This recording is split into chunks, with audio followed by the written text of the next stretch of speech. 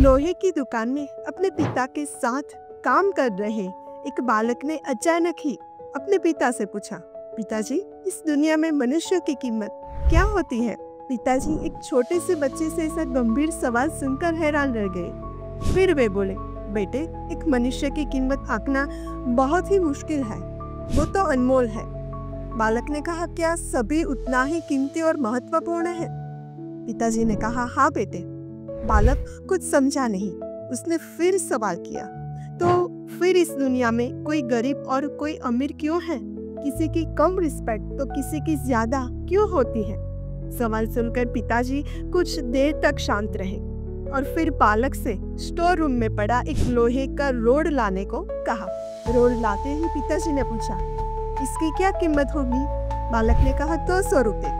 अगर इसके बहुत से छोटे छोटे कील बना दूं तो इसकी क्या कीमत हो जाएगी? बालक कुछ देर सोच कर बोला, तब तो ये और महंगा बिकेगा, लगभग 1000 रुपये का। पिताजी ने कहा, अगर मैं इस लोहे से घड़ी के बहुत सारे स्प्रिंग बना दूं तो? बालक कुछ देर गणना करता रहा और फिर एकदम से उत्साहित होकर बोला, तब तो इसकी कीमत बहुत ही ज्यादा हो जाएगी। फिर पिताजी उसे समझाते हुए बोले, ठीक इसी तरह मनुष्य की कीमत इसमें नहीं है कि अभी वो क्या है, बल्कि इसमें है कि वो अपने आप को क्या बना सकता है। बालक अपने पिता की इस बात को समझ चुका था। फ्रेंड्स, अक्सर हम अपनी सही कीमत आंकने में गलती कर देते हैं।